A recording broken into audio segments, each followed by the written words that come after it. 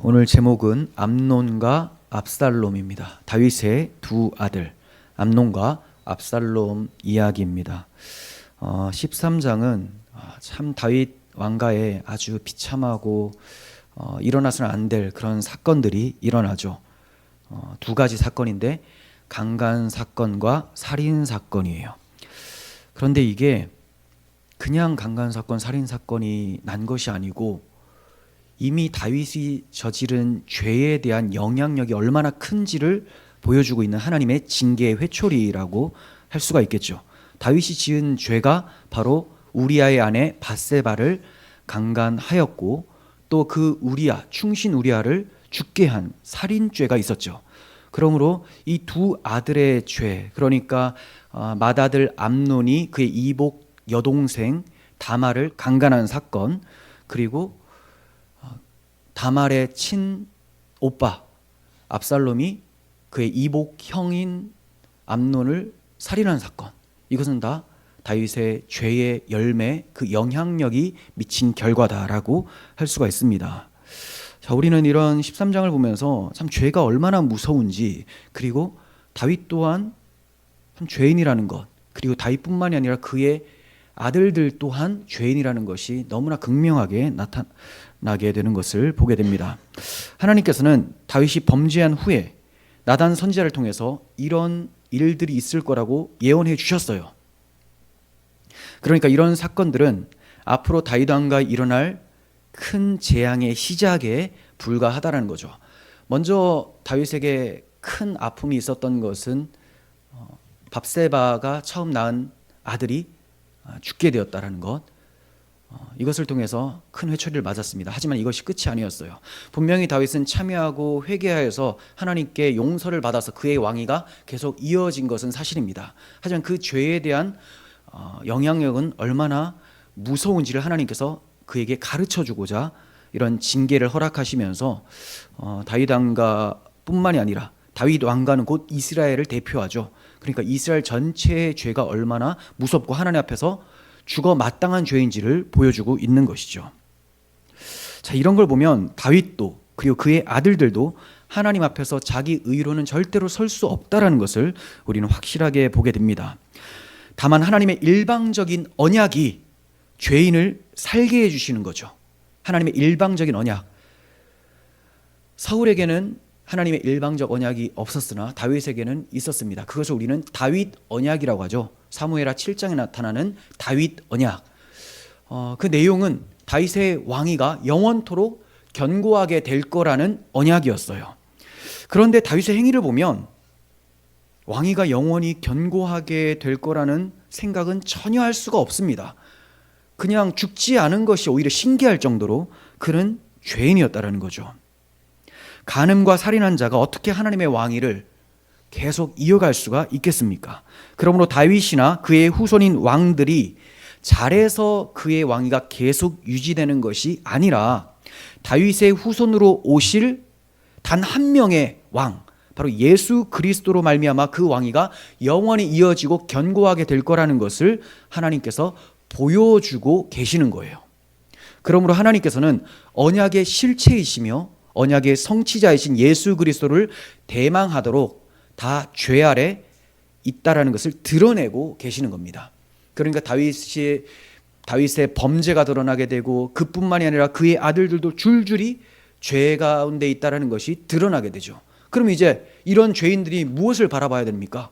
당장 하나님 앞에 서게 되면 죽음밖에 기대할 게 없는데 이런 사람들이 무엇을 바라보게 되느냐? 자기 죄를 대속하실 메시아, 다윗의 후손으로 오실 메시아를 대망하는 것, 이것밖에는 그들에게 소망이 없다라는 거죠. 하나님께서는 다윗의 죄만 드러내신 것이 아니고 그의 자녀들의 죄도 드러내심으로 다윗 왕가 전체가, 그러니까 곧 이스라엘 모든 백성들이 오실 메시아 예수 그리스도의 희생으로만 하나님 앞에 설 수 있고 그 왕위가 영원히 견고하게 된다라는 것을 보여주시는 거예요. 그러면 우리가 성경을 볼 때 어떤 사람을 어떤 본받아야 될 모델 삼아서 본다라는 것은 올바른 자세가 아닙니다.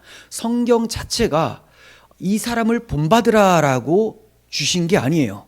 사람은 다 죄 가운데 있다. 의인 없나니 하나도 없다. 그러므로 하나님의 영광에 이를 수가 없고 다 진노 아래 있다라는 것을 먼저 보여주고, 그러한 자들 가운데 오직 하나님의 영광에 이를 수 있는 예수 그리스도, 의인이시며 하나님의 아들께서 우리 죄를 대신하여 이 땅에 오셔서 우리 죄를 용서해 주셨다라는 것. 그러므로 그리스도를 통해서만 하나님 앞에 나아갈 수가 있고 하나님께 영광 돌리는 하나님의 자녀가 될 수 있다라는 것을 보여주는 거죠. 그러니까 본받으라라고 할 때는 누구를 본받아야 되느냐? 하나님의 아들 예수 그리스도를 본받는 것 외에는 성경에는 위인이 없다라는 겁니다. 성경을 위인전처럼 봐서는 안 된다라는 거죠. 물론 바울 사도가 나를 본받으라라고 얘기를 해요. 아주 당찬 말이죠. 그런데 바울 사도가 그렇게 말하는 것은 자기가 죄인이 아니라서 본받으라고 한 것이 아니고, 내가 우리 주님만 바라보고 가니까 너희도 내가 주님을 바라보고 가니까 나를 따라오라라고 말하는 거예요. 그러니까 자기 자신이 잘나서 자기를 본받으라는 것이 아니고, 나도 죽어 마땅할 비방자요 폭행자요 죄인 중에 괴수이지만 우리 주님만 바라보고 가니 너희도 주님만 바라보는 나를 보고 따라오라, 이렇게 말하는 거죠. 그러니까 한마디로 예수님만 바라보라는 거예요. 바울의 모든 설교는 그리스도께 초점이 되어 있지 않습니까? 그러니까 이 세상에서 본받을 자는 예수 그리스도밖에 없다. 성경은 이것을 가르쳐주고 있는 거예요. 성경은 우리의 죄가 어떠한지를 적나라하게 보여주는 기능을 하고 있습니다. 그 죄의 근원적인 모습은 자신이 하나님처럼 되고자 하는 겁니다. 하나님처럼. 하나님이 어떤 분이십니까? 선악의 분별자이며 판단자이며 선악의 주체이시죠. 선과 악을 가릴 수 있는 유일한 기준이시라는 거예요. 근데 하나님처럼 되고자 한다는 건 뭡니까? 내가 선악 판단의 주체가 되겠다라는 거죠. 선악을 알게 하는 나무 열매를 왜 먹었어요? 하나님처럼 되고자. 그러니까 하나님이 이거 악이야, 이거 선이야, 뭐가 선이냐? 하나님만 경배하며 하나님께 순종하는 것이 선이고, 선을 행하는 자는 계속 산다. 악을 행하면, 하나님을 거역하고 반역하면 바로 죽음이다. 악은 죽음, 선은 생명. 이걸 가르쳐 주셨는데 하나님을 떠나서 자기가 선악 판단의 주체가 되고자 한 것이 죄라는 것이죠. 그래서 죄 아래 빠진 모든 사람들이 신자라 할지라도 하나님의 은혜를 구하지 않고 성경을 보잖아요. 그러면 항상 자기중심적으로 해석을 하고 적용을 하려고 해요. 야, 이렇게 하면 상 받는 거야? 그럼 이렇게 하면 되겠네. 그거 뭡니까? 이렇게 해서 하나님 앞에 인정받으려고 하는 것, 자기 의를 내놓으려고 하는 거죠. 이게 하나님 앞에서 자기 의를 내세우고 자기는 선하다, 난 할 수 있다라고 만들어버린다는 거죠.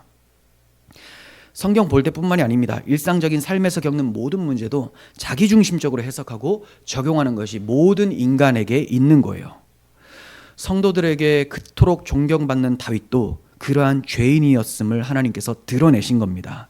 그가 하나님의 언약 안에서 회개하여 용서를 받았지만 그를 사랑하시는 아버지 하나님께서는 아주 강한 회초리로 그를 때리셨어요. 하나님을 반역하고 하나님을 업신여긴 죄가 얼마나 무서운지를 다윗에게 가르쳐 주시고, 이것을 통해서 하나님의 자녀들인 우리들에게도 하나님을 반역하는 것이 얼마나 엄중하고 무서운지, 죄가 얼마나 위험한 것인지를 보여주는 거예요. 그렇다고 지옥 보낸다, 이거 아니에요. 성도들한테 너 지옥 갈 수 있어, 구원받았지만 지옥 간다, 이게 아니고, 구원받은 자라도 네가 어떠한 구원을 받았는지 잊지 말라는 거예요. 죄 가운데서 구원받았잖아요. 그 죄가 뭡니까? 지옥 갈 죄잖아요. 하나님을 떠난, 하나님의 영광을 떠난 그 비참함이 얼마나 무서운지를 하나님께서 보여주시는 거예요. 그런데 그러한 비참함을 예수 그리스도께서 십자가에서 다 가지고 가셨으니 너희가 구원을 받았다.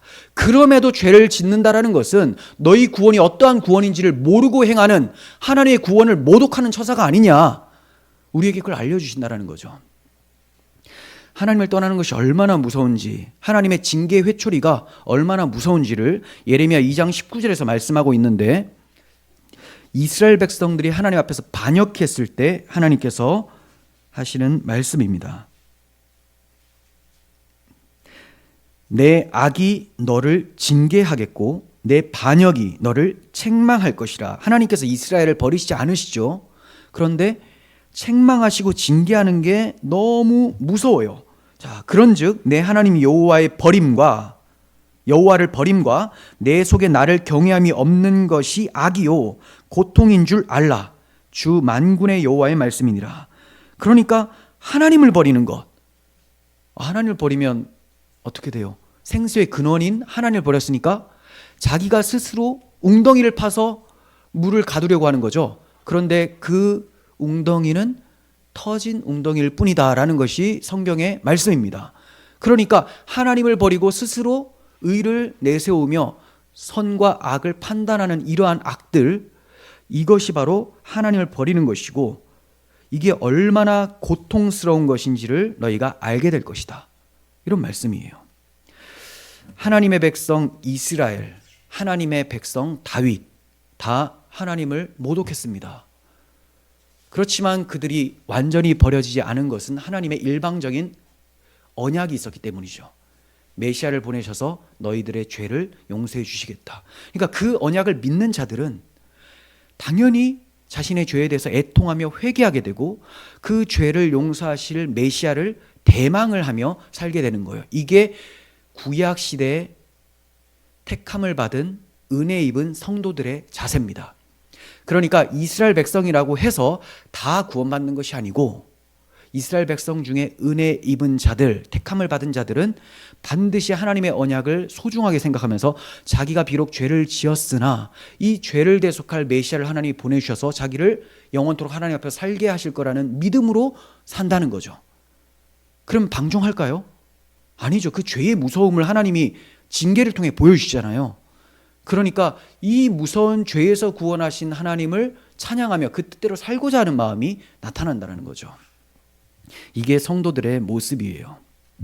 하나님께서 자기의 말씀을 어긴, 업신여긴 백성에 대한 회초리는 너무나 엄중합니다. 이 하나님의 회초리가 사탄이 배후에서 사람을 사용해서 다윗 왕가를 무너뜨리는 모양새로 나타나요. 그러니까 하나님이 때리시는데 하나님 손이 있는 게 아니잖아요. 그러니까 하나님이 다윗이 죄를 지었어요. 그러면 이 죄를 틈타서 누가 공격을 하냐면 사탄이 공격을 해요. 사람을 들어서 공격을 합니다. 다윗 왕가를 무너뜨리는 모양새로 나타나요. 그런데 하나님께서 이것을 허용을 하세요. 하나님의 허용 작정이라고 해요. 허용 작정. 그러니까 하나님이 자기 나라를 자기 직접 파괴하지 않으시잖아요. 근데 마귀는 늘 하나님의 나라를 파괴하려고 들어옵니다. 이스라엘을 지금 파괴하려고 하죠. 다윗 왕가를 파괴하려는 거예요. 하나님이 다윗 왕가를 세워서 메시아를 보내려고 하는데 이것을 파괴하려고 마귀가 들어옵니다. 근데 하나님이 허용하세요. 왜? 어차피 이놈은 파괴 못해요. 하나님이 도구로 쓰시다가 적당한 때 자 이제 꺼져 하고 다윗을 훈련을 다 하셨으면 이제 회복시켜서 또 하나님의 백성으로 하나님의 대리 통치자로 살아가게 만드신다는 거죠. 그러니까 모양새가 사탄이 배후에서 사람을 조정해서 다윗 왕가를 무너뜨리는 모양새로 나타나지만 그 모든 것 위에 하나님의 주권적 손길이 있었다라는 것을 우리가 아셔야 됩니다. 우리들의 삶 속에서도 많은 고난들이 찾아오죠. 여러 어려움들이 찾아오고 정말 고난 중에 별의별 생각 다 들고 하나님에 대한 불평 원망까지도 찾아오게 되는데 그거 누가 주는 거예요? 그런 마음들. 마귀가 거기서 틈타서 계속 공격한다는 거죠. 하지만 하나님께서 이러한 모든 것들까지도 사용하셔서 결국 합력하여 선을 이루어내신다는 것을 안다면 고난 중에도 잠잠히 입을 열지 않고 하나님의 은혜로운 손길을 기대하면서 인내하는 거죠. 그래서 환난은 인내를, 인내는 연단은 소망을 이루는 줄을 알게 해주시는 거예요. 하나님께서는 다윗을 징계로 훈련시키기를 원하셨습니다. 왜 다윗에게 훈련이 필요했느냐? 첫 번째는 죄의 무서운 파괴력을 다윗이 똑똑히 알도록 해주시기 위해서. 다윗은 지금까지 얼마나 하나님 앞에 경건하게 잘 살았습니까? 그러니까 우리가 본받아야 될 모습밖에 보여준 적이 없었어요. 그런데 지금 엄청난 죄를 지었습니다. 엄청난 죄. 그냥 조그만 죄가 아니고 야, 나도 이 정도는 아니다라고 할 정도로 다윗을 완전 밑바닥까지 내려버리죠. 물론 하나님이 일부러 내린 게 아니고 다윗의 그 악함을 하나님께서 내버려 두시는 거예요. 우리가 선을 행한다라는 것은 하나님이 막으셨기 때문에, 악을 막으셨기 때문에 선행이 나오는 거고요. 하나님이 그 악함을 내버려 두시면 악행이 나오는 거예요. 모든 인간은 죄와 허물로 죽을 죄인들입니다. 그러므로 이 세상이 지옥이 되지 않는 것은 하나님께서 신자에게도 불신자에게도 동일하게 일반적으로 보편적으로 다 베푸는 은총이 있어서 사람들의 마음을 붙잡고 있기 때문에, 그래서 인간성이라는 것을 말살되지 않도록 보호해 주십니다. 근데 이게 말세로 갈수록 점점 하나님이 그 손길을 거두어 가시니 인간성이 다 사라져 버리면서 뭐 이상한 사람들이 막 나타나고 전쟁이 막 일어나면서 별의별 모습이 다 나타나죠. 이게 지옥의 모습을 살짝 보여주시는 거예요. 그렇게 우리의 죄가 얼마나 악한지를 알고 하나님의 진노를 두려워함으로 그 진노를 가져가신 예수 그리스도를 믿어 죄 용서받고 구원함을 받으라고 보여주시는 신호라는 거죠. 그러니까 우리는 이러한 것을 보면서, 야, 하나님은 이렇게 악한 세상을 왜 가만히 지켜보고 계실까? 이러고 생각할 것이 아니고, 이 모습이 곧 내 모습을 보여주시는 거구나, 이렇게 하셔야 돼요.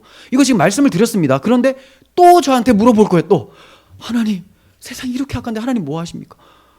이거 엄청 한 10번 넘게 말했는데 계속 그래요. 계속. 왜? 자기는 다르다고 생각하거든요. 사람들이 자기는 괜찮다고 생각해요. 나는 저 정도 악은 안 저지른다. 하나님의 은혜의 손길이 탁 걷어지면 그 죄를 저지른다니까요. 그러니까 우리가 그냥 범죄자로 살고 있지 않다라는 것 자체가 하나님의 은총이 나를 보호하고 계신다, 이것에 찬송이 나오게 되는 거예요. 자, 하나님께서 다윗에게 죄가 얼마나 무서운 파괴력을 지녔는지를 보여주시기 위해서 징계로 훈련을 시키시는 겁니다. 두 번째, 자력으로는 구원 얻을 가망이 전혀 없는 인간의 전적 타락과 무능을 제대로 알도록 다윗을 훈련시켜 가시는 거예요. 그러다 보니까 다윗이 우리가 지난번에 살펴봤던 시편 51편에서 다윗이 밧세바를 범하고 나서 아주 애통하는 마음으로, 회개하는 마음으로 처절하게 기도하지 않습니까? 이게 나오죠.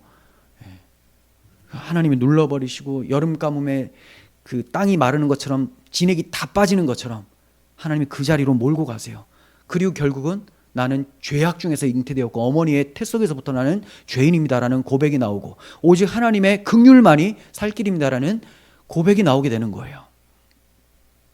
그러니까 세 번째로, 결국은 하나님께서 다윗에게 세워주신 일방적인 언약, 다윗의 후손에서 메시아를 보내셔서 우리 죄를 용서해 주시겠다는 것, 다윗의 죄를 용서해 주시겠다는 것, 이것만 의지하도록 하시는 것, 이것이 하나님이 다윗을 훈련하시려는 의도입니다.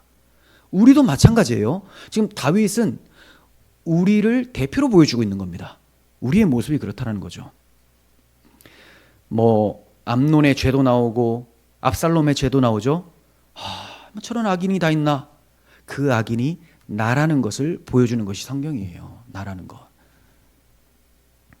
자, 1절 상반절 보시면 이거 이제 시작인가요?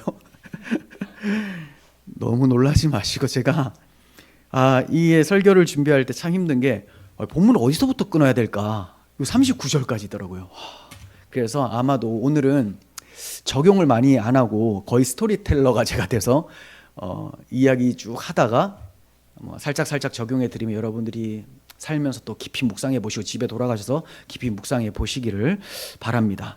자, 1절 상반절 보시면 그 후에 이 일이 있으니라 라고 합니다. 그 후에 이 일이 있게 되었다. 그 후라는 것은 11장 12장에 일어난 사건 후에라는 건데, 다윗과 밧세바의 불륜 사건, 그리고 이러한 죄에 대해서 하나님께서 나단 선지자를 보내셔서 징계를 예언하신 그 일이 있은 후에라는 거죠. 그 후에 어떤 일이 일어났어요? 다윗의 장자 암논이 이복 여동생 다말을 범한 일이 일어납니다. 이런 일이 다윗의 범죄 후에, 그리고 나단 선지자를 통해서 하나님의 징계 예언 후에 일어났다는 거예요. 그러면서 1절 후반절부터 2절 봅니다. 다윗의 아들 압살롬에게 아름다운 누이가 있으니 이름은 다말이라. 이 다말이 굉장히 아름다웠던 것 같아요. 다윗의 다른 아들 암논이 그를 사랑하나 그는 처녀이므로 어찌할 수 없는 줄 알고 암논이 그의 누이 다말 때문에 울화로 말미암아 병이 되니라.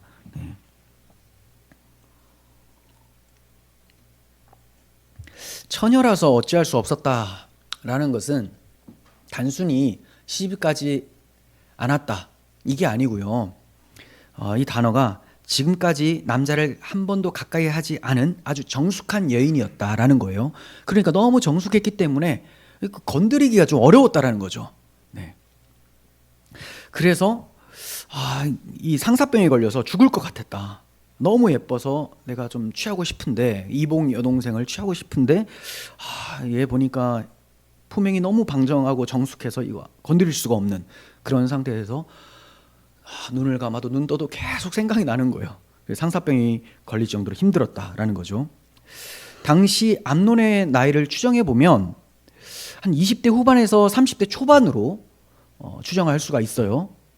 쉽게 30이라고 보겠습니다. 그럼 압살롬의 나이는 어떻게 되느냐? 한 2살에서 4살 정도가 적어요. 한 26으로 봅시다. 4살 적은 걸로. 그러면 이제 다말의 나이는 어떻게 되느냐? 암논보다 한 10살 정도 적은 것으로 추정을 합니다. 그러니까 20살, 이제 갓 20살이 된 것으로 보여져요. 뭐 한 16에서 20살 정도, 이 정도 나이예요. 자, 이런 다말을 암논이 사랑해서 상사병이 걸릴 정도로 괴로워하고 있었어요.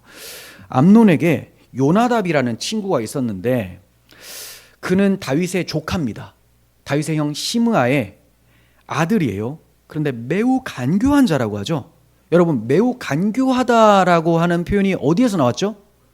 창세기 3장의 뱀. 하나님께서 지으신 들짐승 중에 가장 간교한 자. 이게 아룸이라는 단어인데 좋게 말하면 지혜 있다라는 것이고 나쁘게 말할 때는 간교하다, 교활하다 이런 거예요. 그러니까 이 요나답이라는 놈이 말하는 것이 아주 뱀 같은 짓을 합니다. 왜냐하면 그 교활한 조언 때문에 다윗 왕가에 엄청나게 위협이 되거든요. 그러니까 하나님께서 이런 사탄적 계략을 내버려 두시면서 징계를 하신다라는 제가 앞서 드린 말씀이 이제 맞아 들어가는 겁니다. 자, 그가 암논에게 다말을 강간할 방법을 알려줍니다. 암논의 표정이 어두운 것을 보면서 아이고 왕자님 안색이 점점 안 좋아지는 거 보니까 뭐 힘든 일이 있는 것 같은데 저한테 얘기 좀 해보시죠. 제가 한번 들어드리겠습니다. 이렇게 얘기를 해요. 암논이 받아들이고 그러니까 당연히 왕위를 계승할 자라고 생각을 하죠. 그러니까 사촌지간이었던 요나답 같은 경우에 좀 잘해줘서 점수도 좀 짜서 나중에 좀 고위 관직에 앉으려고 이러한 행동을 하는 것으로 보여집니다. 자, 암논이 자기 이복 여동생 다말 때문에 너무 힘들다. 내가 그녀를 너무 사랑하는데 어떻게 할 수가 없다라고 얘기를 해줍니다. 그러자 요나답이 좋은 수가 있다면서 지금부터 이불을 뒤집어 쓰고 병든 척하라고 얘기를 해요. 그리고 아버지인 다윗 왕께서 문병하러 오시면 여동생 다말이 이리로 와서 음식을 마련해 주면 좋겠다고 얘기를 해보라고 합니다. 이거는 굉장히 교활한 것이 다윗의 약점이라면 약점이라고 할 수 있는 것이 아들에 대한 맹목적 사랑이에요. 아도니아한테 뭐 쓴소리는 한 번도 하지 않았다 이런 표현도 나와요. 그리고 압살롬이 잘못해도 가만히 놔두고 뭐 암논이 잘못해도 가만히 놔두고 뭘 하지를 못합니다. 아들에 대한 약함이 있어요. 그러니까 이 간교한 요나답이 분명히 당신이 아프다고 하면 받아들이니까 찾아올 거야. 이걸 예상한 거예요. 그래서 문병으로 오면 다말 좀 보내주세요. 내가 이 여동생이 주는 떡을 먹으면 나을 것 같아요 라고 말을 하라는 거죠. 당시 환자에게는 특별한 어떤 진미를 요리해주는 관습이 있었다고 해요.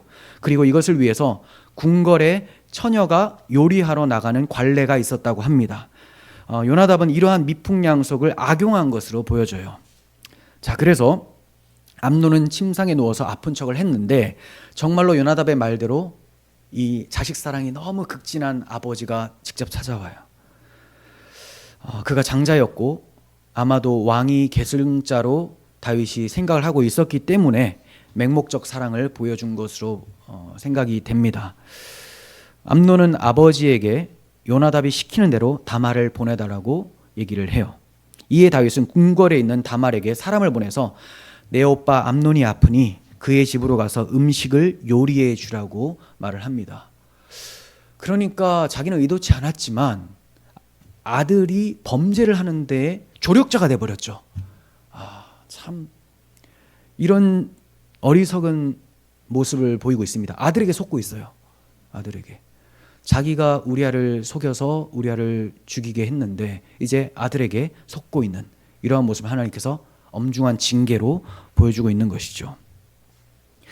다말이 오빠 암논의 집으로 가서 그 암논을 봅니다.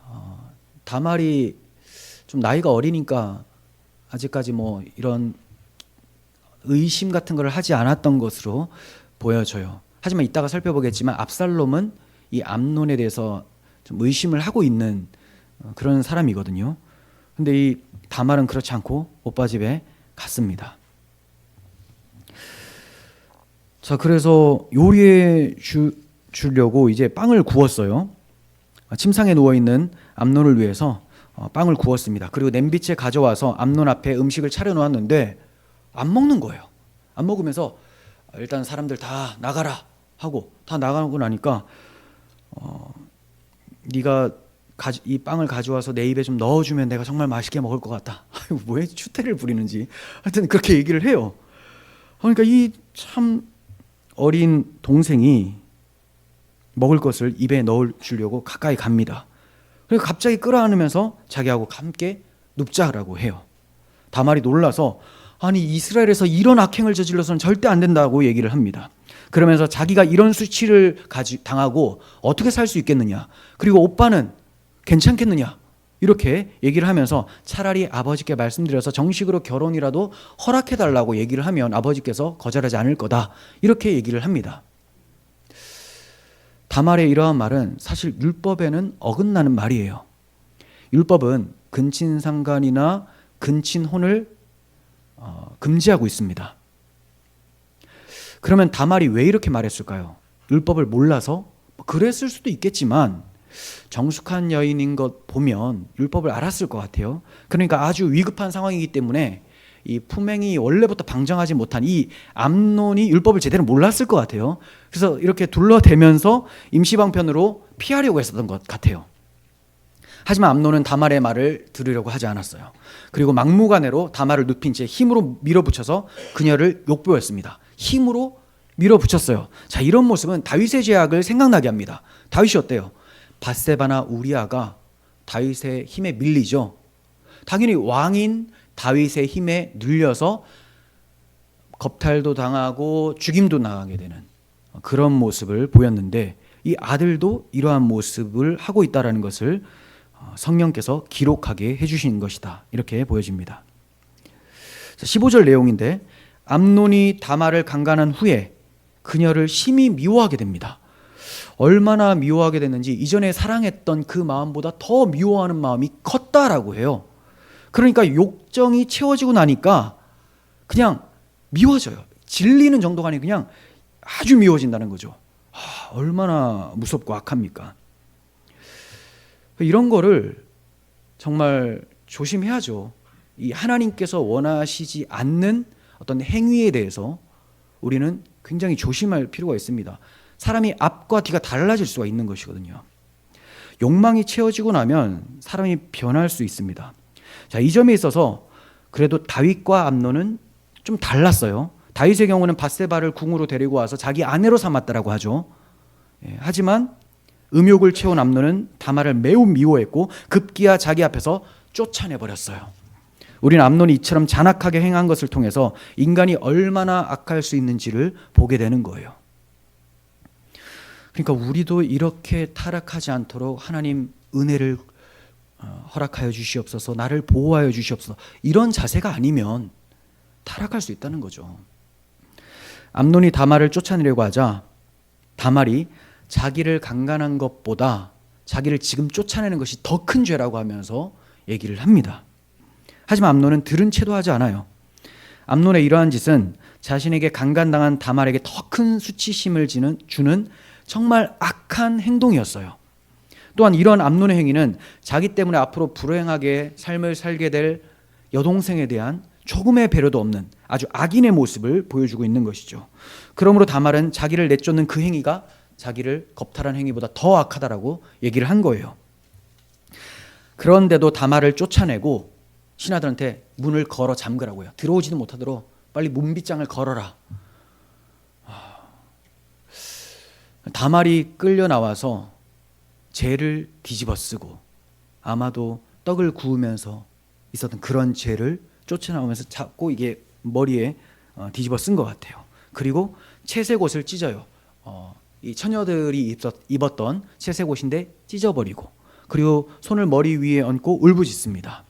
그러니까 자기는 정말 욕을 당한 그런 사람이며 비참한 사람이라는 것을 이제 나타낸 겁니다. 그러면서 이제 막 울면서 오빠에게 갔죠. 누구? 압살롬에게, 친오빠에게 갔어요. 그랬더니 친오빠 압살롬이 다말을 보고 너 암논과 함께 있었어? 이렇게 묻는 거예요. 그러니까 압살롬은 이미 암논을 안 좋게 보고 있었고, 암논이 품행이 아주 더러웠다라는 것을 이제 우리는 유추할 수가 있겠죠. 네. 그러면서 지금은 잠잠히 있으라고 얘기를 합니다. 그리고 이것으로 근심하지 말라. 동생을 막 위로해 주죠. 굉장히 착한 오빠 같잖아요. 그런데 일단 이 사람도 영적으로는 아주 타락했어요. 네. 동생한테는 잘하죠. 원래 팔은 안으로 굽으니까. 네, 잘하죠. 다말이 압살롬의 집에서 처량하게 지내게 됩니다. 뭐 이제 시집 갈 수도 없는 상황이고 아주 처량하게 지내게 된 거예요. 그런데 다윗이 이 일에 대해서 알게 된 거예요. 너무 화가 났습니다. 너무 화가 났어요. 그게 끝이에요. 우와, 뭐 이럴 수가 있는가? 어떻게 못해요?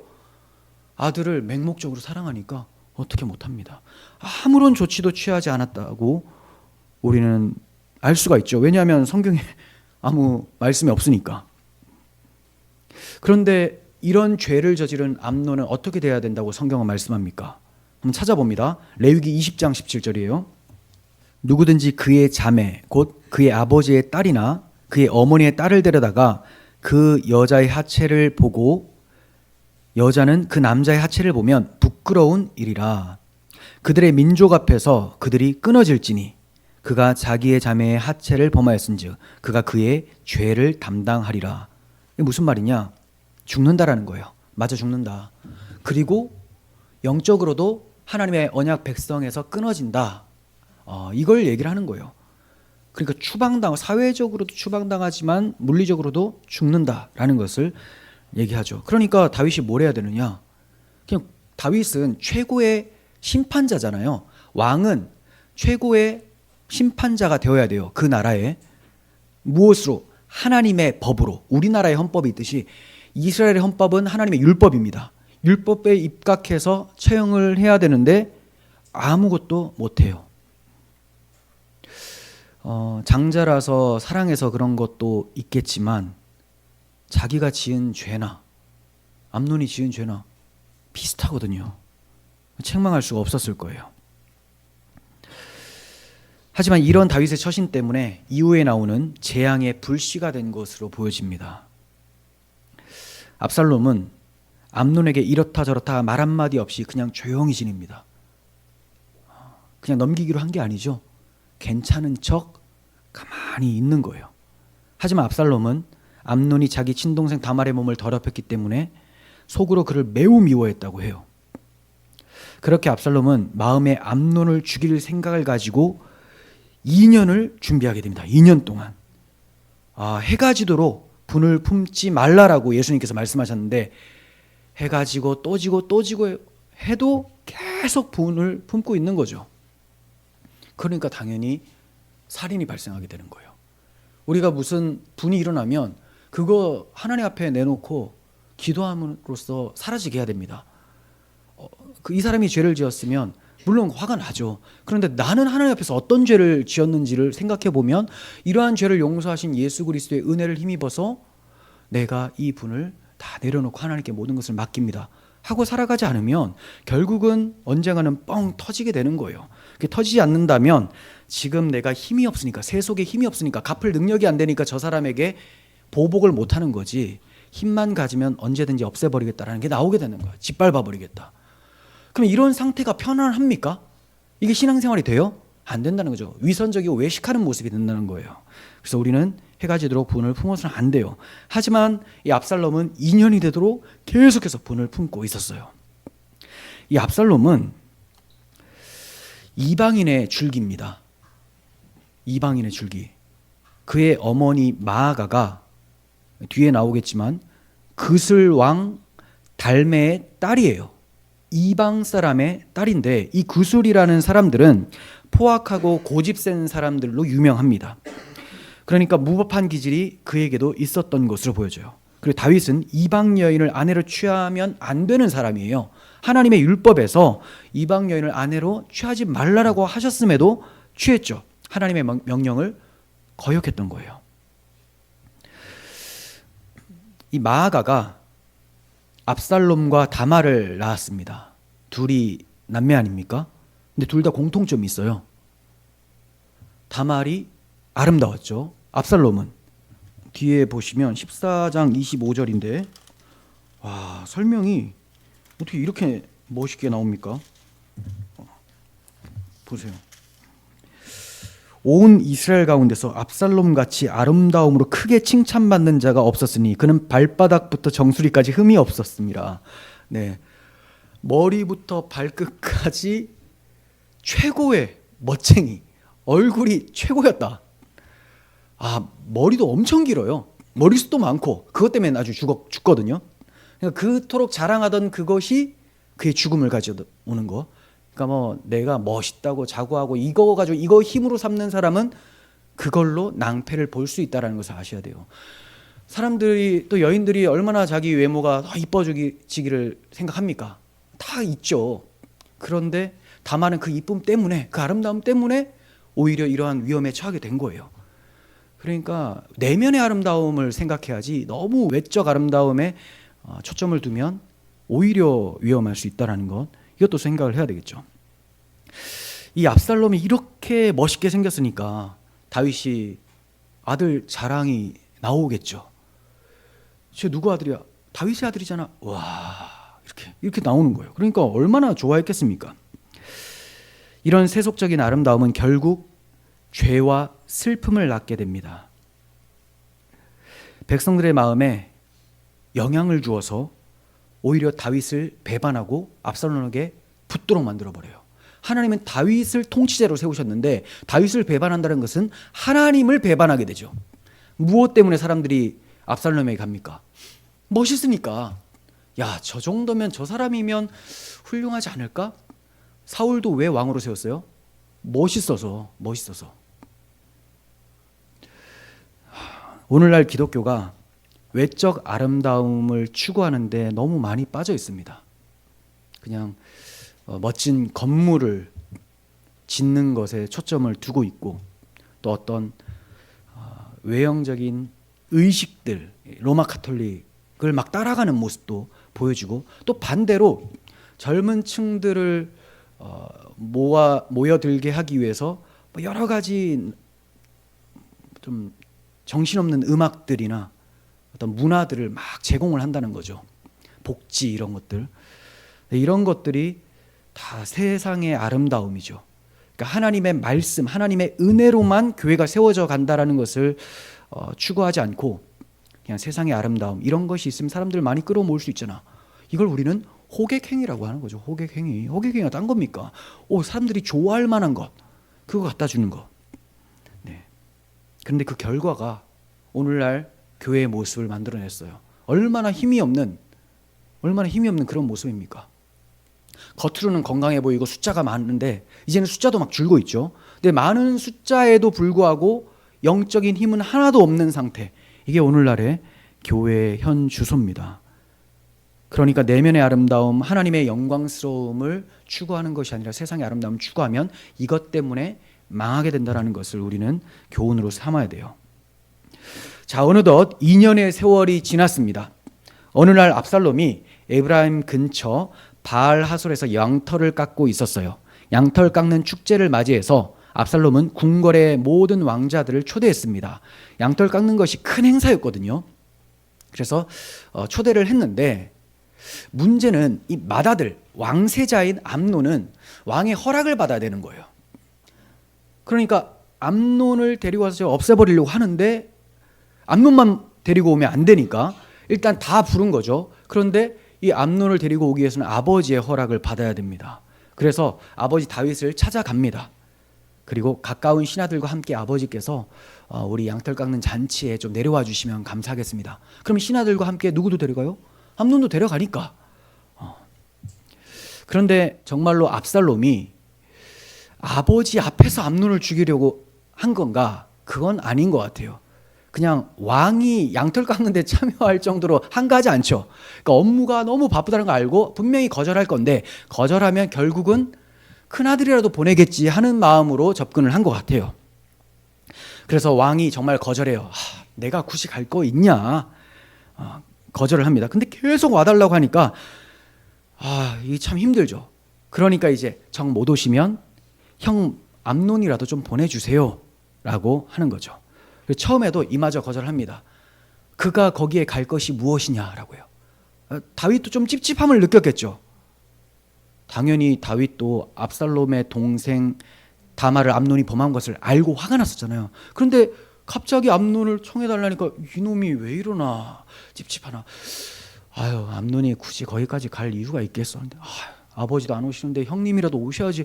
그래도 왕세자라도 오셔야지 내가 면이 서는 거 아닙니까? 막 이렇게 얘기를 한 거죠. 그랬더니 이제 보내줍니다. 그러니까 보세요.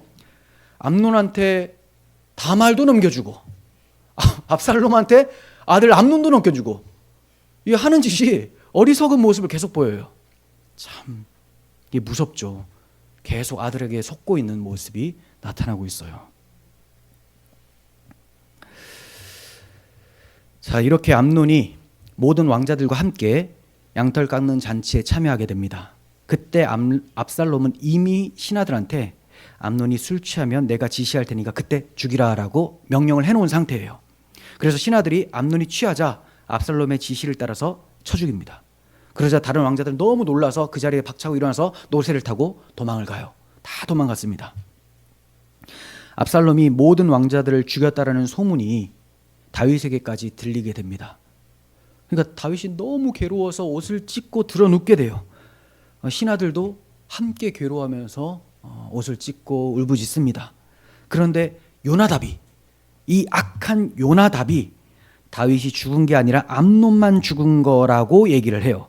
왜냐하면 자기가 이 모든 상황을 파악하고 있었거든요. 그러니까 이제 다윗한테 예전에 이런 일 아시지 않습니까? 이것 때문에 다른 왕자들은 해치지 않았을 거고 암논만 죽였을 게 뻔합니다. 그러니까 너무 슬퍼하지 말라고 이렇게 얘기를 해요. 아주 간교한 자죠. 지가 지시해가지고 이런 일이 벌어졌는데도 또 이제 암논만 죽었다. 이건 누구 대답 같죠? 요압. 우리야만 죽었다고 대답을 해줘라. 하나님의 징계가 이렇게 엄중합니다. 압살롬은 자기의 외할아버지 되는 그슬왕 달메에게 피신을 해요. 외갓집으로 피신을 한 거죠. 외갓집으로 피신한 것만 봐도 이 조짐이 좋지 않아요. 물론 그에게는 다급했으니까 피신을 갔겠지만 일단 이스라엘을 떠나서 이방 나라로 피신을 했다라는 것은 다윗 때도 좋지 않았잖아요. 다윗도 블레셋 왕, 그랄 왕, 아비멜렉에 갔다가 미친 체하고 막 난리가 났지 않습니까? 여기도 이제 피하게 되니까 이놈은 진정 이스라엘의 왕이 아니구나라는 것이 다 감시가 되는 거예요. 다윗은 죽은 암논으로 인해서 날마다 슬퍼했습니다. 압살롬이 도망간 지 3년이 되었을 때 다윗은 암논이 죽은 것에 대해서 이제 마음의 위로가 찾아왔고 이제 압살롬이 보고 싶은 마음이 간절해졌어요.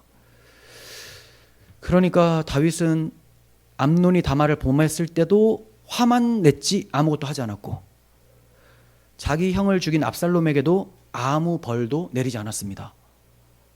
아니 그렇게 하나님의 법을 사모하는 다윗이 하나님의 법대로 아무것도 처리를 못해요. 이게 죄의 무서움입니다. 우리도 내가 하나님 앞에 바르게 서지 못하면 아무것도 하지 못하죠. 저 같은 사람이 이렇게 설교하는 것이 얼마나 힘들까요? 그죠? 설교는 하나님의 말씀을 그대로 전하는 건데, 그러면 설교자가 당당하려면 하나님 말씀대로 잘 살아야 되는데 쉽지가 않겠죠. 그러니까 저를 위해서 기도를 해주셔야 돼요. 뭐 그렇다고 제가 맨날 막 죄의 구렁텅이 속에서만 살고 있는 건 아니지만, 근데 또 그렇다고 하나님 말씀을 온전히 따르는 사람이 어디 있어요. 그러니까 괴로움이 찾아오죠. 우리가 자녀들한테 무언가 하나님의 말씀을 가르칠 때도 너 하나님 이렇게 하면 하나님의 뜻을 거역하는 거야, 이렇게 말할 때 부끄럽잖아요. 알잖아요. 우리는 나는 그 말을 하면서 하나님이 막 나한테 하는 것 같이 들린다는 거죠. 참 다윗이 참 이러한 괴로움에 있었습니다. 아무것도 하지 못하는 그러한 상태가 있었어요. 자, 이제 압살롬이 떠난 지 3년 정도 되니까 압살롬이 그리워지기 시작을 했어요. 다윗의 가정에 일어난 이런 일들은 다윗이 범한 범죄가 그대로 반복이 되고 있는 거예요. 그 아버지가 죄를 지으면 아들이 그대로 따라한다, 이게 아니고 따라할 가능성이 큽니다. 보세요. 이렇게 오해하시면 안 돼요. 하나님께서 재앙을 예언하셨잖아요. 그러니까 압살롬이나 암논은 착한데 하나님의 예언 때문에 악하게 됐다? 이건 아니죠. 원래 악한 놈 내버려 두시는 겁니다. 그런데 이 악한 놈들이 아버지의 행실을 보니까 죄를 짓는데 담대해지는 거예요. 나이가 30이고 또 26 정도 됐었다고 했잖아요. 그러니까 아버지에 대한 소문 다 알아요.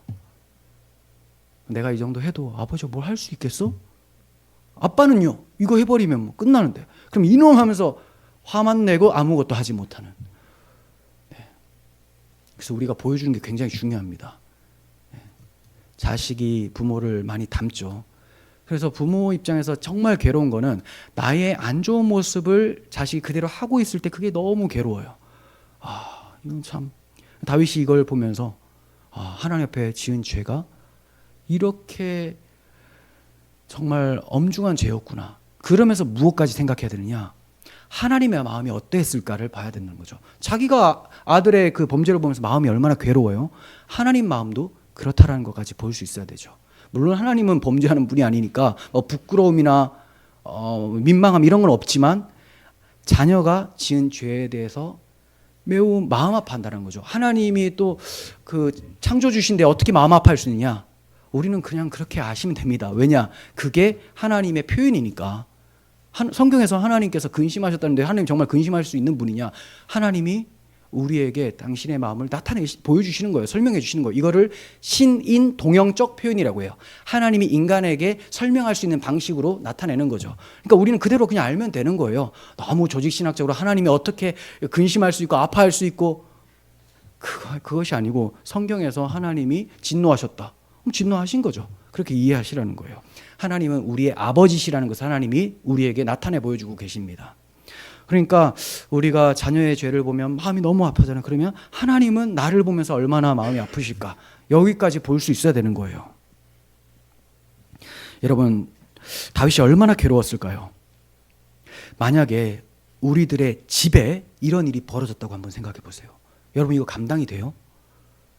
우리들의 교회에 이런 일이 벌어졌다고 생각해 보시면 다윗보다 더 큰 좌절과 낙심에 빠졌을 겁니다. 모든 것을 포기하고 싶었을 거예요. 그런데 하나님은 포기하지 않으시죠.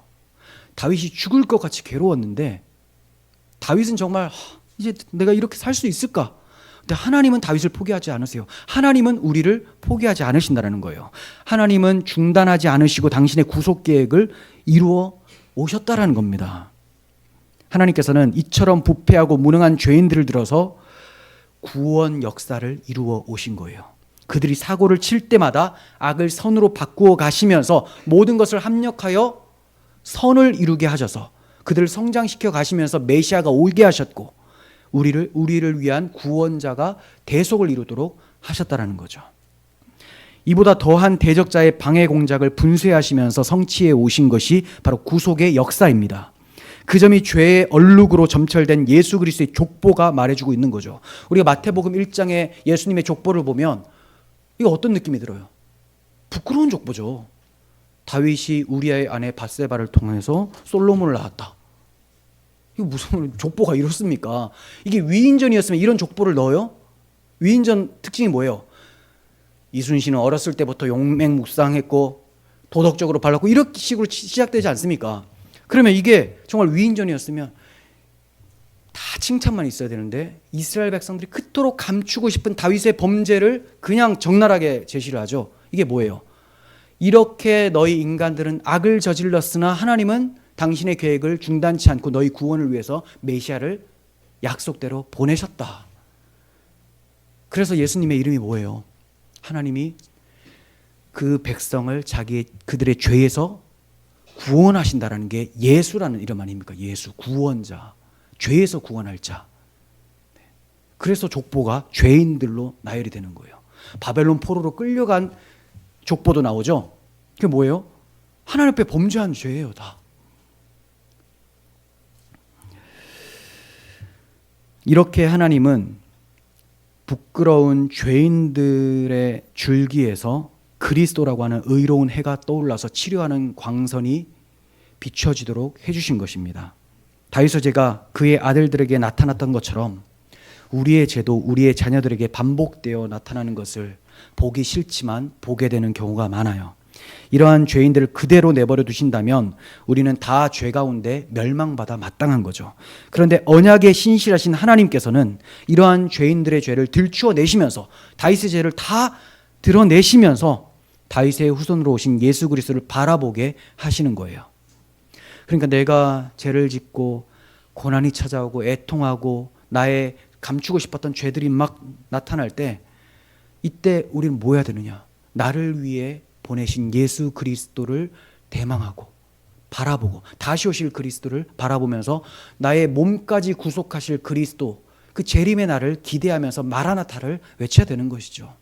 내가 주님밖에 소망이 없습니다. 나의 삶을 보면 하나님의 영광이 이룰 수 없는 자이지만 우리 주님의 십자가의 대속으로 내가 하나님의 나라를 바라봅니다. 그래서 주여 오시옵소서. 이렇게 우리는 외쳐야 되는 것입니다.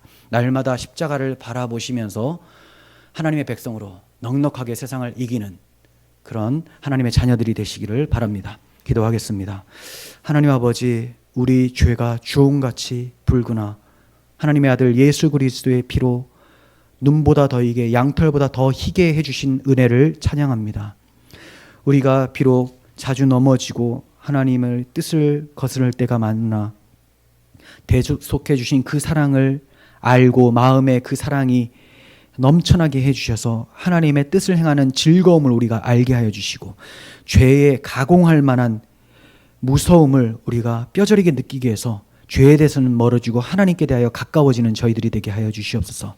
십자가에 대속하신 그 사랑에 힘입어서 하나님 나라로 전진하는 저희 모두가 되게 하여 주시옵소서. 우리 구주 예수 그리스도의 이름으로 기도합니다. 아멘.